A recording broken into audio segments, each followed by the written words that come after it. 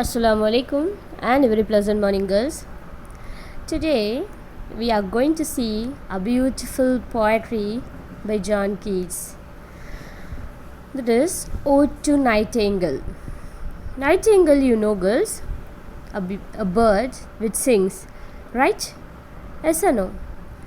Okay. Do you know what is ode? Okay. Let me tell you what is ode. What is an ode? The word ode is of Greek origin, meaning sung. There is a song, okay? An ode is a poem of a noble feeling and expression of dignity to someone or something loved. Here, there is Ode to Nightingale. Here, poet loves Nightingale bird and her voice, her song. So the poet expresses his feeling, expresses his feeling towards the nightingale. So it is called as Ode to a Nightingale. Ode to a Nightingale. Is it clear? It may be regular or irregular on its verse form, depending upon the emotional needs of its subject. For this poetry, there is no need to be like a poetry form. So it is it depends upon only the emotions, which needs its subject. Is it clear? That is called ode. Can you get my points, girls? Now you have understood what is ode. Okay. Here the word is of Greek origin, meaning sung. An ode is a poem of noble feeling and expression of dignity to someone or something loved. It may be regular or irregular on its verse form, depending upon the emotional needs of its subject. That is how a person expresses his feeling towards something. That is called ode. Is it clear? There is no need of regular or irregular verse.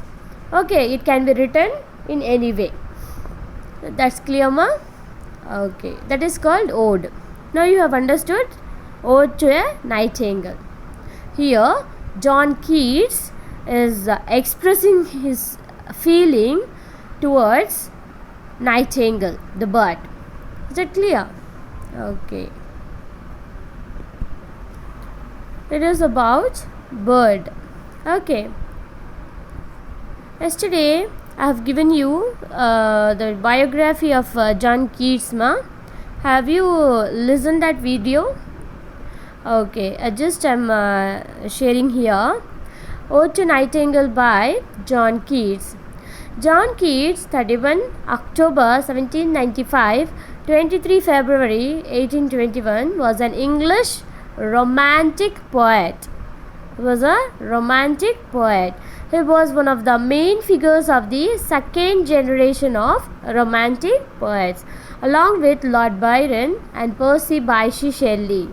Despite his works having been in publication for only 4 years before his death from tuberculosis at the age of 25. At a very young age, he died because of tuberculosis. And in his young age, he was very famous and he has written many famous poetry. That is romantic poetry, romantic volumes. Is that clear?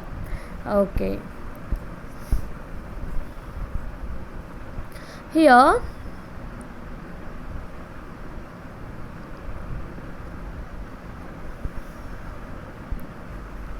we are going to see there is the ode, which is from ancient Greek, as a type of lyrical stanza. It is an elaborately structured poem praising or glorifying an event or individual.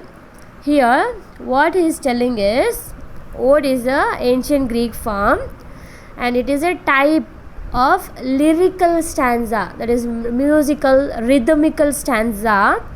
It is an elaborate form Here you can see, yesterday I have given you the poetical lines. It is a long poem. Okay, that is, here he is saying it is an elaborately structured poem. Okay, that is a long poem. Is it clear, ma?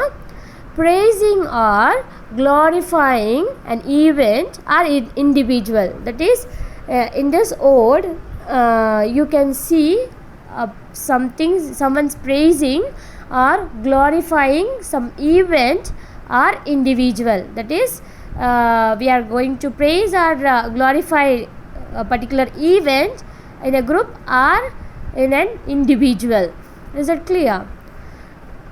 Describing nature intellectually as well as emotionally.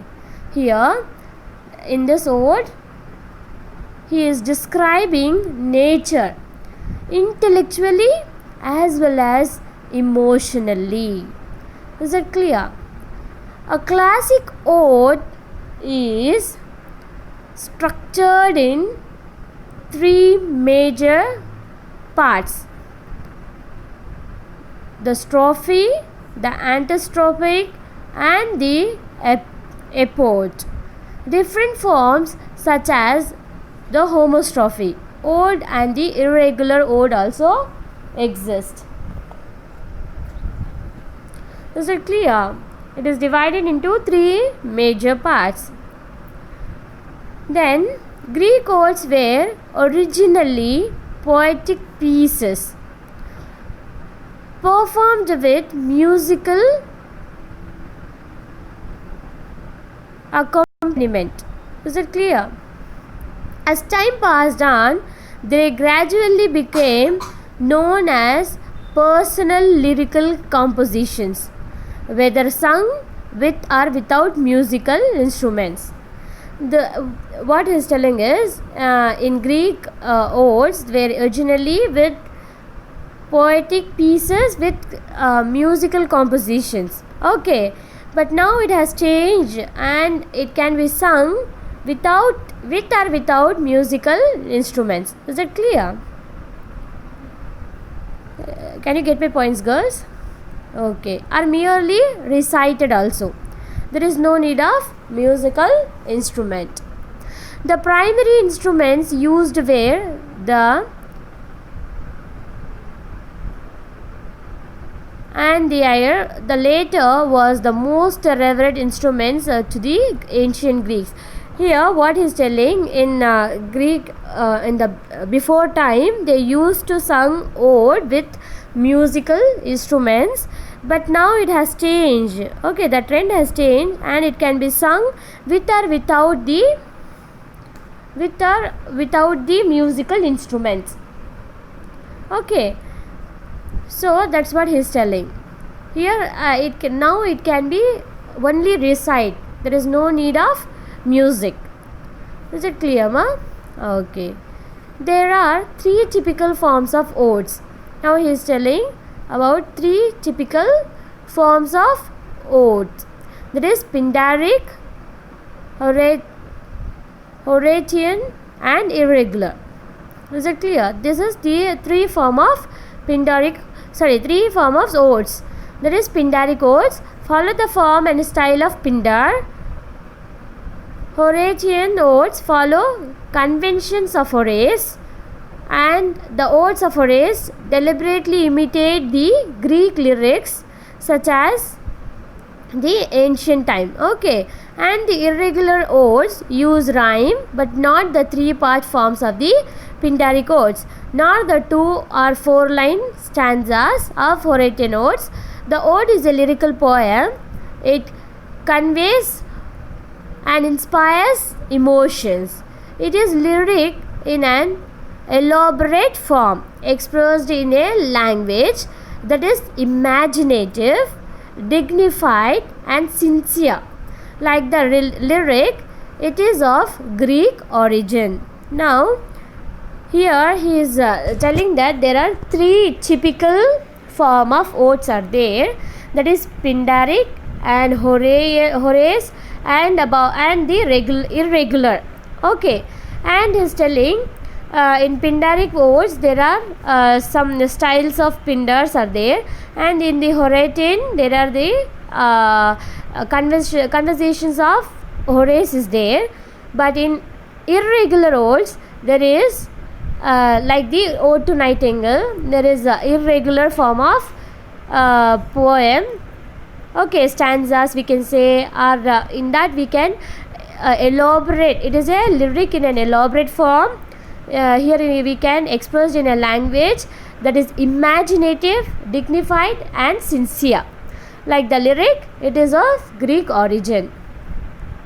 Can you understand, girls, what I have told you? Can you get my points? Okay, girls. Girls, please don't worry if this thing is not visible to you. Please listen and understand. Surely I will send you the PDF. In that you can see and take notes. Okay, don't worry, girls. Okay.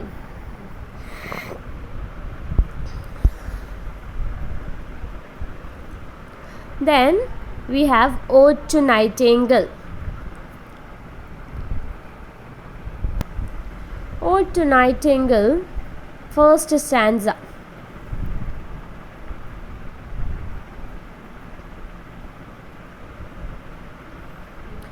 My heart aches and a drowsy numbness pains my sense, as though of hemlock I had drunk, or emptied some dull opiate to the drains. 1 minute passed, and Leithward had sung, this not through envy of thy happy lot, but being too happy in thine happiness, that though light-winged dryad of the trees, in some melodious plot of beechen green and shadows, numberless singest of summer in full-throated ease. This is your first stanza. This is 10 lines, one stanza. Okay, in that the poem starts with my heart aches. That is, my heart is aching, it is paining. Okay, and a drowsy numbness pain. Drowsy numbness pain. The speaker of the poem opens with a declaration of his own heartache. Okay, own heartfelt pain. He feels numb, as though he had taken a drug only a moment ago. He is addressing a nightingale he hears singing somewhere in the forest, and says that his drowsy numbness is not from envy of the nightingale's happiness. Is not from envy of the nightingale's happiness, but rather from sharing it too completely. He is too happy. Okay. He is too happy that the nightingale sings the music of summer from amidst some unseen plot of green trees and shadows. Can you get my points, girls? First stanza, that is the background of the stanza is, that is a hemlock, a poison used by the ancient Greek, and Leith, classical Greek, one of the 7 rivers of Hades. Okay, whoever drunk from its experience forgetfulness. Okay, and dried oak tree nymphs who were frequently shy. Here I have shared you the picture, the background of that first stanza. Is that clear? Now you can understand very clearly that what he is telling. Is it clear? Okay. Throughout this stanza, we see that while listening to a nightingale, Keats that is the speaker, experiences a mixture of pain and joy. Okay, that is the poem starts with the line "My heart ache." Okay, that is pain. By hearing the music from Nightingale, he becomes happy, joy. That is the mixture of pain and joy. Is that clear? In fact, he feels pain in the intense pleasure of the bird's song. Okay, also in this stanza, we become aware that the nightingale will transform from a mere bird to an essential symbol.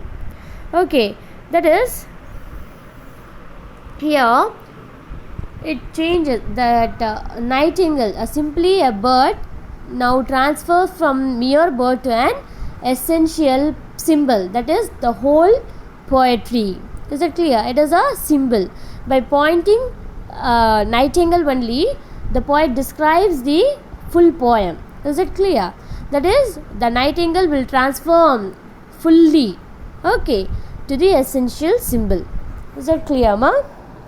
That is, the speaker opens with a declaration of his own heartache. The poem starts with the speaker's heartache. He feels numb, okay, as though he had taken a drug only a moment ago. That is, because of that pain, he has taken a drug. For that drug, he has become now drowsy. Okay, because of that medicine, he has become now drowsy, feeling drowsy. And in that drowsiness, what he is hearing? He is hearing a nightingale's musical voice, okay, singing. Is that clear? Somewhere in the forest, and says that I am not jealous by hearing the nightingale's happiest song, okay, but rather from sharing it too completely. I am very happy by hearing nightingale sings the music of summer from amid some unseen plot of green trees and shadows. That is, the in summer the trees will be dried out, right? The leaves will be fallen off. Yes or no? So it is unseen plot of the green trees and shadows. Is it clear? Can you get my points, girls? Now, have you understood, ma? Okay. Have you understood clearly?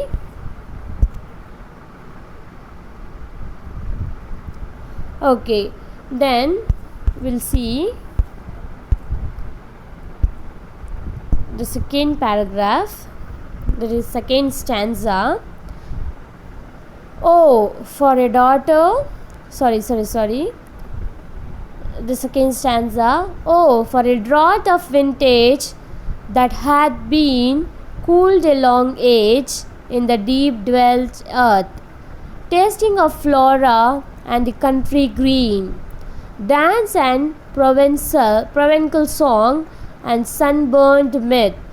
Oh, for a beaker full of the warm south, full of the true, the blushful hypocrite, with beaded bubbles winking at the brim, and purple stained mouth, that I might drink and leave the world unseen, and with thee fade away into the forest dim. That is, in the second stanza,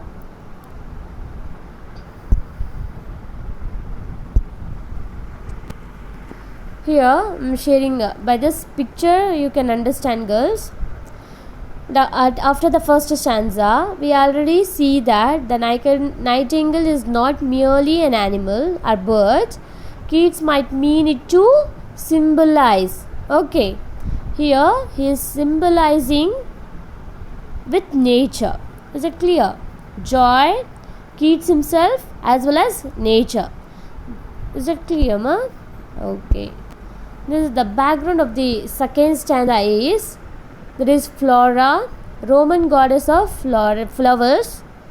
Okay, to whom he is telling Flora? There is Roman goddess of flowers. Okay, then Hippocrene. Greek mythology, the fountain of Mount Helen that was sacred to the muses and formed by the hooves of pigs drinking the water brings poetic inspiration. Then Provencal. Provencal, an area in the south of France. And vintage. Vintage, fine wine. Now you have understood the background of that second paragraph, girls. Okay, now once again I'll read the second paragraph, that is the second stanza line. You will understand clearly. Here, that is, oh, for a draught of vintage. That is the wine. Okay, that had been cooled along age in deep dwelled earth, tasting of Flora. Flora, the goddess of Roman goddess of flower, right? And the country green.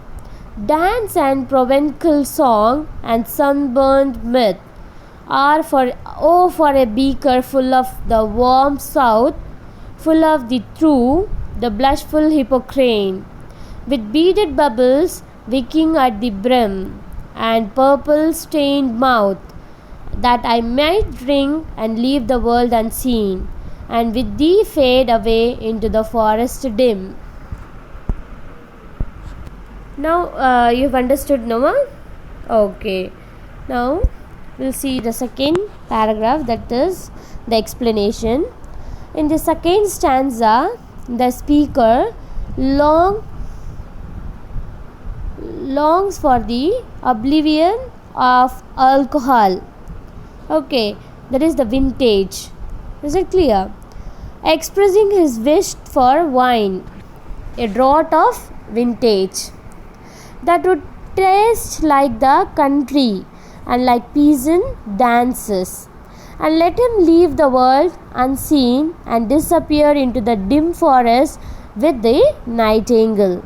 Here what he is telling is, he want to taste the wine, which is, and after tasting the wine he want to be disappear, okay, in the dim forest with the nightingale. Okay, and by tasting that wine he want to like peasant dances. Okay, he want to dance like a peasant and leave the world unseen and disappear into the dim forest with the nightingale. Is it clear? Okay. In the second stanza, that is, unlike the pain felt in the first stanza. Okay, in the first stanza he told about the pain, right? But here we see Keats attempting to escape reality. That is, he want to escape from the reality. That is, he don't want to be seen by anyone. He want to disappear in the dim forest light with nightingale. Is it clear? Can you get my points, girls? That is, here we see Keats attempting to escape reality and move to a more fanciful world. That is, he want to disappear in the forest with nightingale. That is fanciful, right? Okay. Important in this stanza is the specific word Keats invokes to better visualize the state he wishes to achieve. Okay, it is important to note that while it seems Keats is attempting to get drunk, that is not his goal. Instead, because of the wine, his world is idealized. Perhaps he reaches the state of negativity. That is, in fact, he is not a negative, okay, but he wishes that if he tastes a wine and he want to disappear, that is, he don't want to see the world. Okay, is it clear, ma? Yes or no? He wants to leave the world unseen. Okay, and what he wants, and disappeared into the dim forest with nightingale. Is it clear, ma? Can you get my point?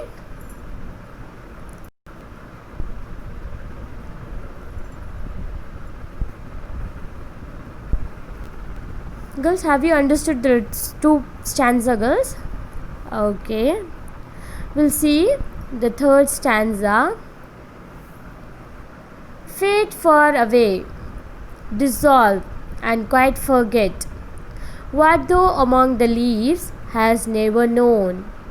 The weariness, the fever, and the fret, here where men sit and hear each other groan, where parsley shakes a few sad, lost grey hairs, where youth grows pale and spectre thin and dies, where but you think is to be full of sorrow, and legion-eyed despairs, where beauty cannot keep her lustrous eyes. Our new love pine at them beyond tomorrow. In the third stanza, we see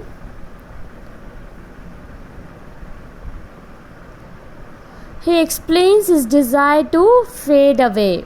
That is, he wants to disappear in this world, saying that he would like to forget the troubles like the nightingale has never known. Okay, that is, he wants to forget his trouble. That is, he wants his pain to be fade away, forgetful. Okay, like the nightingale, the weariness, the fever, and the fret of human life.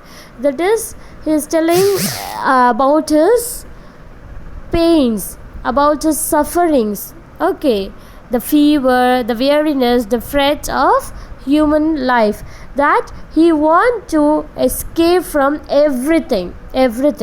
Okay, with its consciousness that everything is mortal and nothing lost.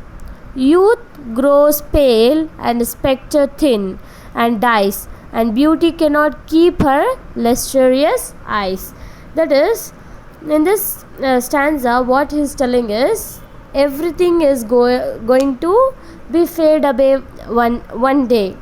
Okay, that is destroyed away. Yes or no? Yes, of course.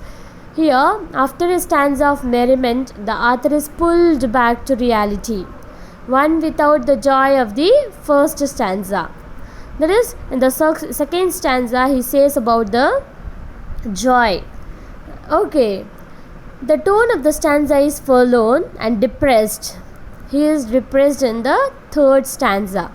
And we see by the use of fade, far away, and dissolve that the poet is numb and disconnected once more.